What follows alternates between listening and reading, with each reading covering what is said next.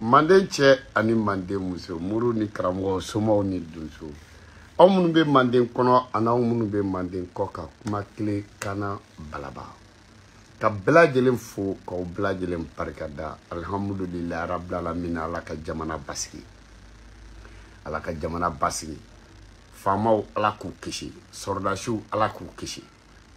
finidonnaw ala k'u kisi gendarmerie ala k'u kisi douaniers ala k'u kisi policiers ala k'u kisi ozofraw ala k'u kisi ala ka maliden bɛɛ lajɛlen yɛrɛ kisi alhamdulilahi ala ka jamana basigi ande yɛlɛ dɔn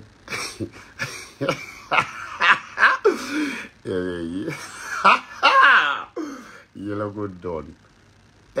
an buranakaw ko k'u b'an bagabaga avion yɛrɛ binna i b'a dɔn Alassane Dramane Ouattara Alassane Dra wulili la wa ta est-ce que Alassane ni bɛ ka tɛ fani bala parce que i bɛ ka fana ka avion dɔ binna a tɛ kɛri bila i bɛ ka fana ka avion dɔ binna o fana ka fête d'indépendance la koyi Alassane ko k'ale bɛna anw bagabaga avion yɛrɛ bɛ ka bin a yɛrɛ ma cɛ an ma Alassane ka mamari kumani ninnu ye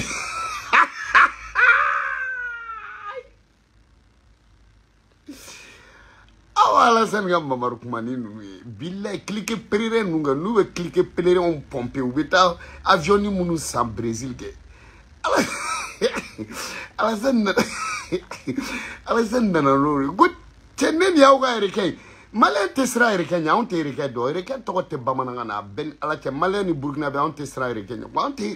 anw tɛ siran yɛrɛkɛ ɲɛ ko yɛrɛkɛ fa de bɛ yɛrɛkɛ na ko yɛrɛkɛ ko kɔgɔji bɛ dugu min na olu de bɛ yɛrɛkɛ dɔn anw tɛ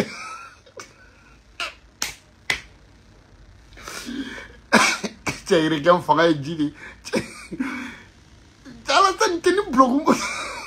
tɛ cɛkɔrɔba tɛ sigi hakili ninnu kan tɛ Alassane tɛ i ka nin blogu ninnu man yɛrɛ i ka avion yɛrɛ taara bin a yɛrɛ ma e yɛrɛ bɛna ni yɛrɛkɛ ye ko mɔgɔ bɛ yɛrɛkɛ ka dugu de bagabaga kɔgɔji bɛ dugu min na billahi yɛrɛkɛ tɛ bamanankan na anw tɛ yɛrɛkɛ dɔn koyi anw t'a dɔn an t'a ka farinya dɔn anw t'a dɔn anw ka dɔn fɛn tɛ yɛrɛkɛ ye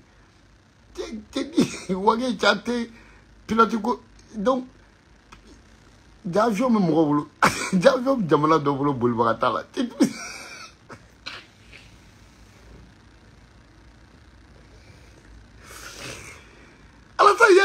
Alassane qui veut piloter ou entraîner follow. C'est une grande malheur. Là, à te faire tu crois galontier. Ni be faire tu crois galontier, va faire yela ko kuma fa. Alassane il a discours ni yela ko kuma de Alassane drawuli la wantara. Ni yela ko kuma de ko.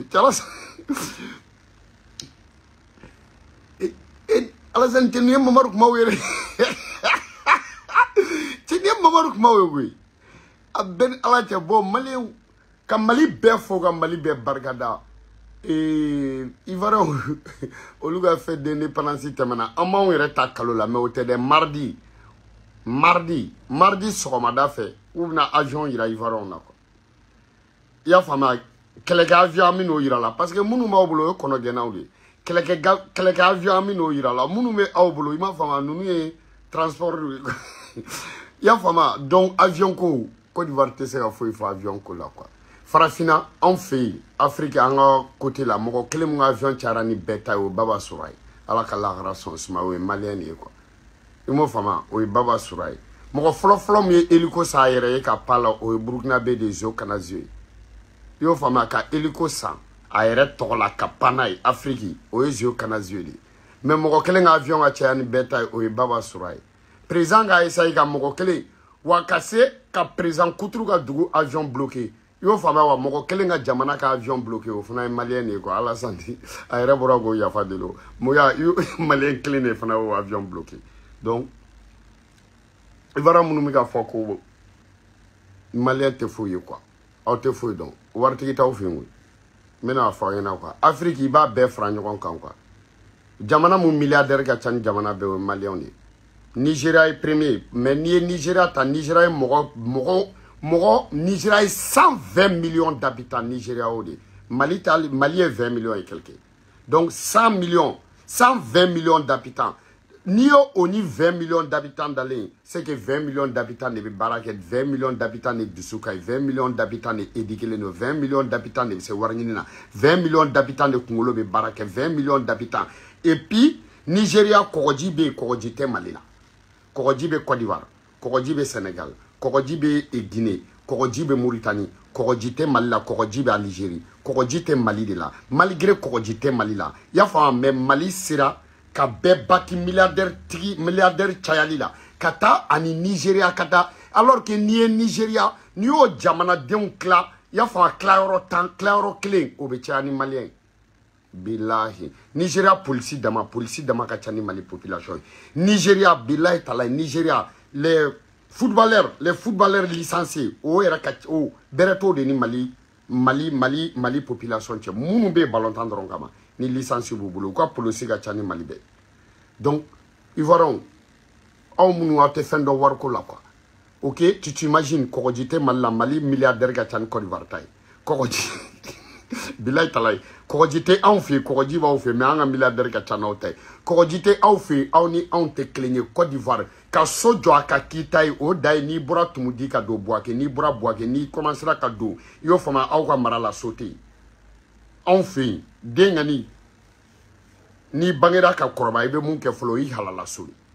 o te aw fi so riba aw fi ya fama so dai aw fi boake so dai aw fi jula ka royi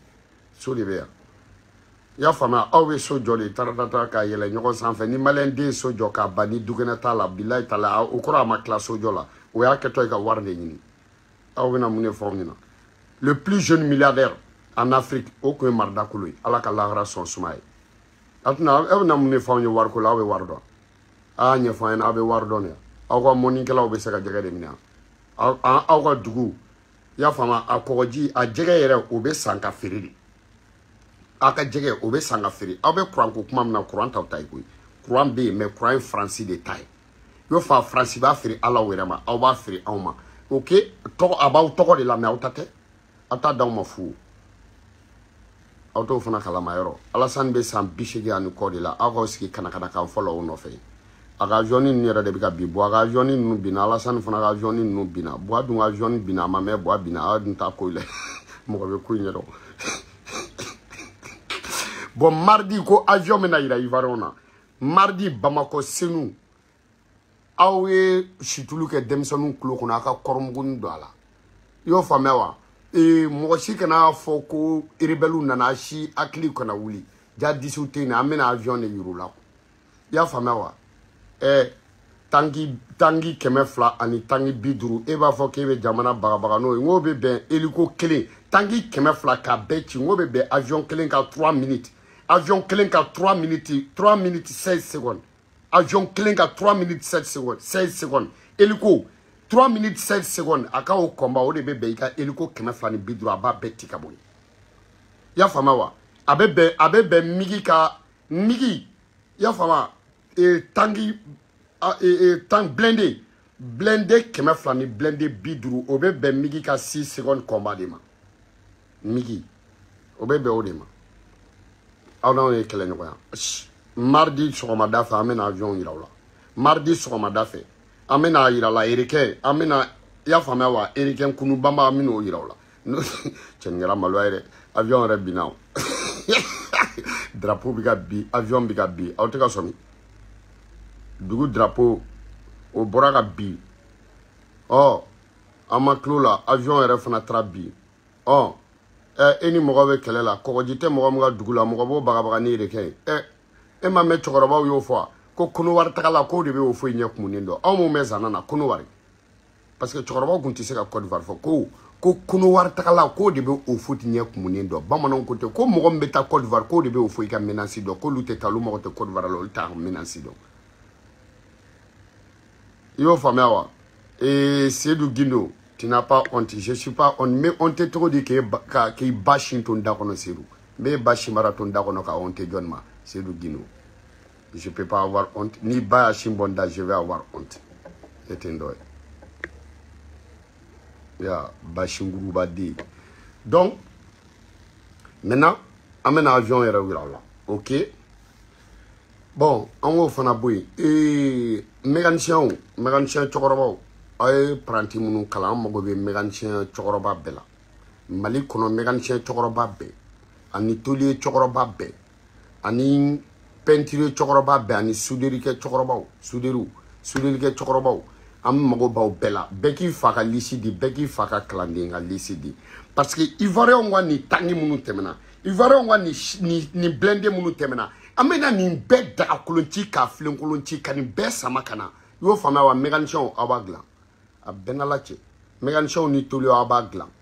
ok irisiw bɛ na ni moteur kura an b'a don a la an bɛna nin bɛɛ susu bilayi talayi n'u ma u ka na kɛ e bɛ taa avion 200 yira avion e bɛ taa ka taa char 200 yira k'e b'an bagabaga char 200 i ka dugu ni Mali région bɛ dancɛ bɔ Sikaso mun bɛ blindé Sikaso blindé ka ca Sikaso blindé ka ca 600 ye Segu blindé ka ca 600 ye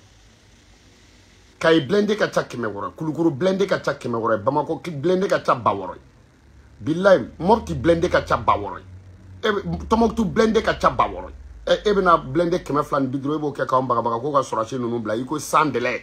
i ka sans délai mɛnna dɛ i ye sans délai fɔ o blocu ma ɲɛ o tapage ma ɲɛ sisan i bɛ n'i sigi ka avion damadɔni yira ko k'u di ka na les braves soldats il n'y a pas de problème ceux qui sont défilés ils sont braves soldats ok ceux qui sont détenus au Mali ils sont braves soldats maintenant le problème est de venir chercher i tun bɛ n'u nɔfɛ de Sorasi ninnu ka défilé tɔw fɛ o la an b'a dɔn ko tu as des braves soldats i tun bɛ n'u nɔfɛ de ka n'u libérer ka défilé kɛ a bɛ yen na an bɛ depuis François Mitterrand tile de la ka hélico latɛmɛ ka fɛnw latɛmɛ e yɛrɛ ka blindé kilancɛ bɛɛ numéro t'a si la o kɔrɔ ye mun ye français ta tɛ i b'o kɛ ka jɔnni bagabaga e b'o kɛ ka jɔnni bagabaga ka namasa kɛ ka muso kɔnɔma bagabaga est-ce que Fatel i bɛ namasa kɛ ka muso kɔnɔma bagabaga muso kɔnɔ Alassane Dramane Ouattara Alassane Dra wulila wa an taara muso kɔnɔma cɛ tɛ se k'a fɔ ko den t'ale bolo dɛ muso kɔnɔma cɛ tɛ se k'a fɔ ko den b'ale bolo mais muso kɔnɔma cɛ fana a jigi ma tigɛ Ala la denko la dɛ muso kɔnɔma cɛ a tɛ se k'a fɔ ko den b'a bolo bilayi mais muso kɔnɔma cɛ a kɔni jigi sigilen don denko fana na Ala yɔrɔ la Alassane Dramane Ouattara ni mɔgɔ mɔgɔ tɛ an fa Adama an'an ba Awa i t'u fa dɔn i t'u ba dɔn ka n'i kale ko den tɛ Ala bolo bilahi Et t'as demandé fado, il était awa bado. Et il sait qui calé au dentala bolo tout. Il sait qui calé. Dentala bolo ngolu boram. Et au bora sans faire, mon gland robe sans faire, de bolo boram, mon gora bora ingana. Donc, ni te adamant fado, il était awa bado, kani calé au dente à la bolo. A fadro au denta bolo, mais kani calé kane. Mo fina. Alassane Dramane Ouattara. Ebe retard la koy. Ibaro diɲɛ bɛ changer de. Billahi tala ale ye multi de no. Billahi ala ye gla multi. Alassane Dramane Ouattara. E ma famu. Alassane Dramane Ouattara billahi a kɛlɛ denmisɛnniya de bɛ kɛlɛ kɛ. Minnu b'an ka jamana kunna denmisɛnninw de do. U y'a bɛɛ y'u ɲɛ la. Mɔgɔ i y'a faamu ka wolo kɛlɛ kɔrɔ ka mɔ kɛlɛ kɔrɔ. I y'a faamuya wa ni ka wolo kɛlɛ kɔrɔ ka mɔ kɛlɛ kɔrɔ i ma kɛlɛ kan fɔ wallahi ni sara bɛ kɛ kɛlɛ kɔrɔ ɲamɔgɔden ye. Ninnu wolola kɛlɛ kɔrɔ de. Les 5 colonels billahi wolola kɛlɛ kɔrɔ ka kodɔn kɛlɛ kɔrɔ. I b'a faamuya donc u bɛ kɛlɛ kan fɔ wa kɛlɛ b'u kan fɔ parce que ɲamaden tɛ ka wolo kɛlɛ kɔrɔ ka mɔ kɛlɛ kɔrɔ n'i ma kɛlɛ kan fɔ kɛlɛ min kan fɔ ni sara bɛ kɛ kɛlɛ kɔrɔ ɲamɔgɔden ye. U wolola kati de cɛw cɛ wolola kati wolola kɛlɛ kɔrɔ billahi cɛw cɛ ye kodɔn kɛlɛ kati ye kodɔn kɛlɛ kɔrɔ. Alassane Dramane Ouattara i ka mɔgɔw bɛ to ka mun fɔ ko terroriste maa hakili bɔra ko terroriste ye bunteli minnu kɛ aw ka terroriste ye bunteli minnu kɛ aw ka plage da in na aw hakili bɔra o kan aw hakili bɔra o kan an mana wuli terroriste bɛ Mali la u ye bunteli min kɛ aw fɛ mun bɔra o la et puis terroriste mɔgɔw bɛ jamanaba de la koyi Mali ka bon ni Côte d'Ivoire a b'aw ɲɛna siɲɛ joli de don n ko siɲɛ 10 dɔɔni de don siɲɛ 10 ani siɲɛ dɔɔni e ma ye fanga bɛ i m'a ye fanga bɛ Poutine na Poutine ka jamana ka bon ni français billahi tala a ka ca siɲɛ 20 ye a ka ca siɲɛ 30 ye Poutine ka jamana i ma chinois ye ka guerre kɛ u ka yɔrɔnin dɔ nɔfɛ diɲɛ kɔnɔ dugu o dugu ka bon o dugu de bɛ puissant wa jamana dɔ ka bon mais sɔrɔ t'a kɔnɔ sɔrɔ de b'anw ka jamana kɔnɔ wa sɔrɔ de b'anw ka jamana kɔnɔ koyi dugu jukɔrɔ fɛn a sugu bɛɛ bɛ anw fɛ yen bon alhamdulillah rabbil alamin Maliki Kounate journaliste me Mali Maliki Kounate a bɛ na k'i bɔra ka Segu i ye convocation di Segu ma a bɛ na ko b'anw sirenya ne bala y'a fɔ i ɲɔgɔn batarden tɛ Mali kurukara bɛɛ journaliste la Maliki Kounate i ɲɔgɔn dangaden sarakaden faso kunbasuluden Maliki Kounate a ɲɔgɔn tɛ Mali bɛɛ a bɛ na an bɛ sirenya de e m'a fɔ ko kɛlɛkɛminɛn minnu bɛ nunu bolo ne ko IBK de kun y'a commenter ko IBK de ka commande la i m'o fɔ e m'a fɔ e de tɛ ka wuli i y'a faamuya anw dala ko Barkan don ta Barkan bɔ tan Maliki Kounate i ɲɔgɔn saraka den tɛ yen danga safinɛkun aw taara sommet mun na français est-ce que Mali ye bila ka taa e ɲɔgɔn journaliste kolon den fakonbagati den tacɛni den jugusago den sen tɔntɔn Maliki Kounate e ɲɔgɔn bâtard journaliste Mali b'o bila ka taa i taara baga Seku ma Seku ye kuma minnu fɔ e yɛrɛ de da ma fɔ e m'a fɔ k'u ye e ka billet d'avion d'e ma donc n'u ye billet d'avion d'e ma k'e ka taa mais u ko n'i bɛ course minnu kɛ Paris kɔnɔna na i yɛrɛ b'o bɔ u ka billet d'avion d'e ma o y'a faamuya olu ye billet d'avion d'e ma mɔgɔ min ye billet d'avion d'i ma est-ce que o ye billet d'avion mun d'i ma wari de tɛ mɔgɔ min ye billet d'avion d'i ma o tigi e bɛ se k'i kale i fa n'i ba la ko e m'o ka wari dun wa e yɛrɛ de m'a fɔ k'u i y'a faamuya e bɛ tila ka na k'a fɔra k'e ye Makɔrɔ ka wulu ni e tɛ Makɔrɔ ka wulu e ye Makɔrɔ ka totojuguden de Maliki Kounate e ɲɔgɔn totojuguden tɛ yen bilayi ne b'i wele ko journaliste cɛjuguni de e nun karilen de i ko 3 renversés e n'i fa n'i ba cɛ e faso kanuna ye e n'i fa n'i ba cɛ e tɛ faso kunbasuluden e n'i fa n'i ba cɛ e tɛ journaliste bɛɛ la jagaden Maliki Kounate i ɲɔgɔnna batarden ma wolo Mali bɛɛ journaliste la e bɛ jɔnniw bagabaga batarden wolo ko juguden n y'a fɔ e ye jɔn den i taara plateau jumɛn kan k'i y'an ka fanga défend i bɛ se ka na cogo di k'i b'an ka jamana kuturu lakari i y'a fɔ a Faransi ye e ni Adam aw taara jɔnni y'aw bila ka taa e bɛ taa Mali kunkanko kuma fɔ e n'i fa ni ba cɛ e ɲɔgɔn bilakoro bɛ se ka taa Mali kunkanko fɔ mais i bɛ taa Mali mais bilakoroya kɛnɛ kan parce que bilakoro y'i wele e bɛ taa bilakoroya la ni bilakoro bɛ mɔgɔw wele dugu kɔnɔ bilakoro b'i sigi bilakoro b'i sigi ka bilakoro ɲɔgɔnw de wele a ye ɲɔgɔn bilakoro de wele parce que e bilakoro de taara jaabi Et matola, il y a ma foi. Il y a un flène de Sans-Élysée de la il y a femme wa. Mais la photo de batata, ni Macron, mba gloni de. Ambra malla, pusher et saraka debo for domne ya klibora. Est-ce que Mali est blague? Ebe ta on kunga go kuma fo kuma on make danga dunya. Mali ke kunati. Ebe se ka ta on kunga go kuma fo. Eni fani bache. Ebe wole plateau de menga nasrola ko nite ete frafin jondien saraka di iba foko ebe mogo wele journaliste ko ebe vidéo kala do formé a ki fani ba kama ye mundo ye vidéo kala de men formé ika wele kana ika batar entreprise créer ni biche eni fani bache Mali kono vidéo kala de men be kebe la meni o ye munu formé o a be bloku ebe mogo formé ebe warbomi saraka de ebe warbomi jugu sako di ebe warbomi tanko di tanso naso poporolo gawa jugu di abe na mesre nyere ebe convocation di munu ye ebe convocation di munu ye nini ebe convocation de luma ok nous donnons mal ebe convocation de luma e saraka de ka kelebe joni Francis John minele boa minele ta asimu nunu boa minele aki fani bakama olu munu ya mine du ka bo fangala ka ebe Francis mun ko ka Francis boy ka jonjugu deunge e saraka de ite convocation di asimu nunuma ita di wage nunuma ite morbo ka soro do ite jaw soro do ite convocation do luma ngo boga fien rom na be carrier ni fanga be bodigi ngo e kono bol bodi fanta ne jobe kelela wa fanta ne jote kelela suno e saraka de ebe ka mun defa olu me fanga mfo te bo fanga bo mine bagati koroya bo mine bagati koroya yo convocation di mugoma ko ga boga yafa deli efe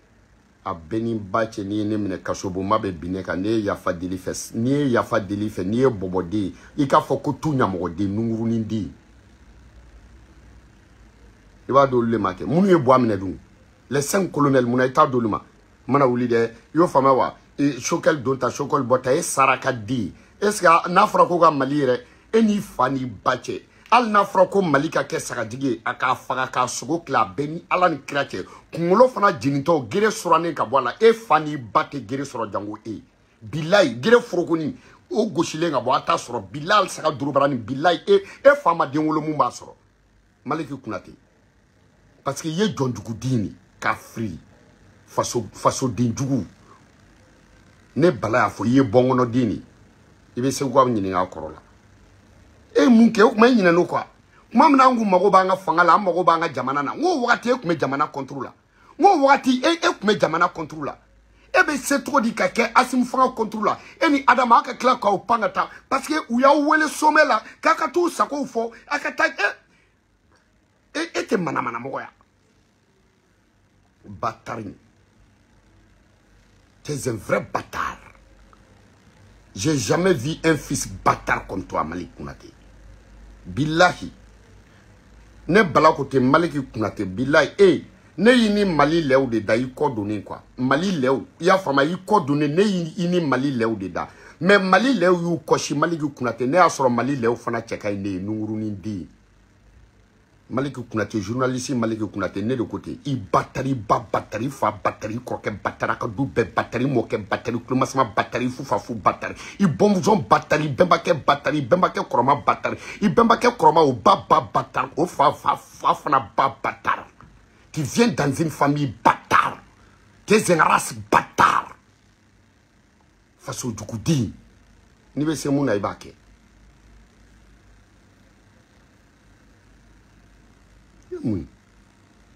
Il est dans la camp. Mana wuli de aw be fait ka faso ka do faso juga la faso kono aw te fe o ka fo e ban juga la yere ba di ban juga la mais itanga fanga fa yere ba di te fanga fe anga jamana joba amba di to lu fe I mana ta plateau la ibo lu critiquer I mana ta plateau la ibo ko lu ko e danga di Francia fo ku e kufa fara e akili boro quoi est-ce que ya fo ku e galontre ou ma delika kufa fara uma kufa fagawa o asoro boanu nga kata Mauritanie uma tokota ku e kufa faga oluka kufa makla ka wulia uma tokota ku e kufa fagawa e saraka den uga uma konokela o fagawa e danga den konokela o erreur de tiri mun kala uma konokela o faga ku da chala e sera ka kuma Maliki Kounate e yo fo olu de ma emelela ou ma armée ou era dama boka fo français ambassade koro ma fo e danga di est-ce que plainte du kama ola il plainte du kama tout dernièrement né journaliste halala di makoron bora ka Mali bedoga il sera ka bo Alassane Mali bedoga i bora wa 3W batarcom et odi ne balafo i batar i batar i batari ba batar i fa batar i muso batar i de la ka go embrasser a be batar i muso mo fo a be batar atara sugula ni mo nye nyo a be batar mo de la ka ni abola i batar allez yelimay tu es un bâtard. Tu es né bâtard, tu es grandi bâtard, tu vas être vieux étant bâtard, tu vas mourir bâtard. Allez, kakasangé sa moufo bâtard. Allez, moussobe fontoban sa moufo bâtard, avec Jabairane sa moufo bâtard, avec Chefia sa moufo au bâtard. Aka datou, ala nere kolonina au bâtard. Allez, demesiki mounouga classique, le monolou bâtard. Idin, yali idin a selma fini sana commerçant moufo bâtard. Mounia idin a samara gla depuis zina be bâtard. Toi, tu es un bâtard. Malik Kounate ni be mun ke ibake jamana ko te ite jamana ko nyedon saraka dino aba nyina ko folo ni sankili na tisi ni ga debawre e batari maître Kounate nous anya tolula maître Kounate avec Mali défend maître Kounate avec Mali fait maître Kounate avec sa Mali non fait maître Kounate il est prêt de sacrifier sa vie pour le Mali maître Kounate olu muka diplôme nyini mo defana olu faw muka école sara ya fama wa jamana wore olu baw muka école sara jamana wore maître Kounate yo fa olu yuka école sara olu diplôme faux diplôme madoluma olu ka diplôme massa olu mata extérieur la kata kalanga pour que ka jamana janfa maître Kounate la ka barka dula maître Kounate musokoroba nyuma di maître Kounate Maliki Kounate, Saraka de, Maître Kounate, Halala de. Depuis no, ita do ko Sijugu dembe jamu bela. Ita do ko Musokolo dembe jamu bela. Ita do ko jamu be mogo te kleya.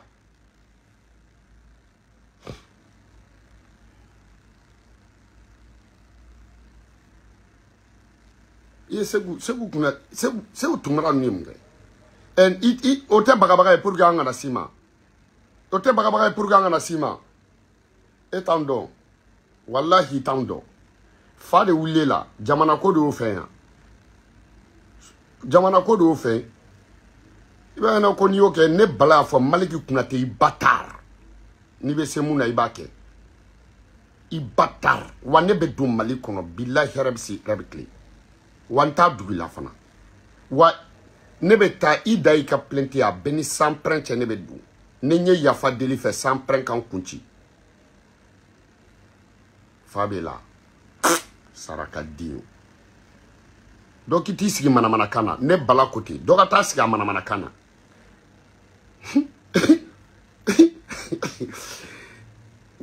ko croix do brako M5 mu